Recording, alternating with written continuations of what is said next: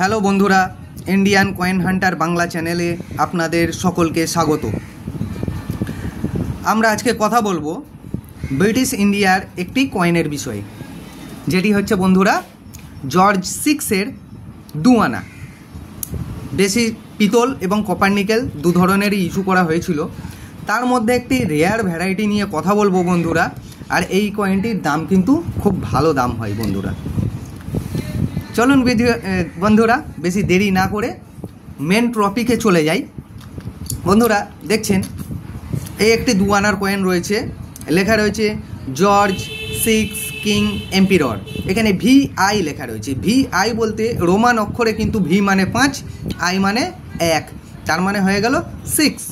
একে বলা হয় জর্জ 6 কিং এম্পিরর। এইগুলো বেশিরভাগ সময় এই অ্যালফাবেটগুলো বা বলুন নাম্বারগুলো বেশিরভাগ সময় কিন্তু এই রকম রোমান হরফে লেখা হতো। তো বন্ধুরা দেখে নিই, এটি একটি 1944 সালের কয়েন। 1944 সালের এটি বন্ধুরা বম্বে মিন্ট থেকে ইস্যু করা হয়েছিল। তার কারণ হচ্ছে বন্ধুরা দেখতেই পাচ্ছেন, এই যে কি করে চিনবেন বম্বে মিন্ট, এই যে ভিতরে দেখুন একটা করে আই লেখা রয়েছে। একটু মানে কন্ডিশন এইটি একটুখানি ড্যামেজ হয়ে গেছে, এই 4টে সাইড এখানে আই লেখা রয়েছে। আই লেখা মানে কিন্তু বন্ধুরা এগুলি বম্বে মিন্ট থেকে ইস্যু করা হয়েছিল। এই 4টে জায়গাতেই থাকবে, 1 2 3 4, এই 4টে জায়গায় আই লেখা রয়েছে। আই লেখা আছে মানে কিন্তু বন্ধুরা এটা বম্বে মিন্ট। এই কয়েন তৈরি করা হয়েছিল 1944 সালে।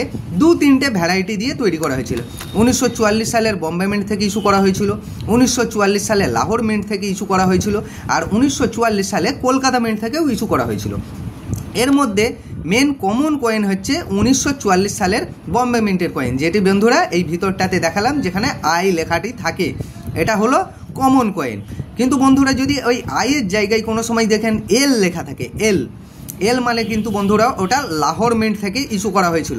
লাহোর মিন্টের কয়েনের দাম হয় মোটামুটি 500 থেকে 1000, 1500, 2000 পর্যন্ত দাম হয়ে থাকে তার কন্ডিশন অনুযায়ী বন্ধুরা। কিন্তু তার থেকেও রেয়ার একটা কয়েন হয় যেটা 1944 সালে কলকাতা মিন্ট থেকে ইস্যু করা হয়েছিল। যেমন বন্ধুরা এই কয়েনটি দেখুন, এই কয়েনটি 1944 সালের কলকাতা মিন্ট থেকে ইস্যু করা হয়েছিল। আর দেখছেন বন্ধুরা এর ভিতরে কিন্তু আই বা এল কিছুই লেখা নেই। এই ফাঁকগুলোর মধ্যে আই বা এল কিচ্ছু লেখা নেই। এটি 1944 সালে কলকাতা মিন্ট থেকে ইস্যু করা হয়েছিল। আর বন্ধুরা এটি কিন্তু একটি রেয়ার কয়েন। বন্ধুরা যদি এই কন্ডিশনটা দেখতে পাচ্ছেন, এই কন্ডিশনের কয়েন যদি আমাদের কাছে আপনারা নিয়ে আসেন তাহলে দাম পেয়ে যাবেন 2000 থেকে 3000 টাকা। এর থেকেও যদি ভালো কন্ডিশনে দাম জিনিস নিয়ে আসেন তার থেকে কিন্তু এর থেকেও বেশি দাম কিন্তু আপনারা পাবেন। ধন্যবাদ বন্ধুরা আজকের ভিডিওটি দেখার জন্য। এই রকম ধরনের যদি কয়েন থাকে আমাদের সাথে সরাসরি যোগাযোগ করুন। সেটিকে এক্সচেঞ্জ করবার জন্য বা সেল করবার জন্য আপনারা কিন্তু সরাসরি যোগাযোগ করতে পারেন। আর বাজারের সব থেকে উপযুক্ত মূল্য কিন্তু আমরাই দিচ্ছি বন্ধুরা। ধন্যবাদ।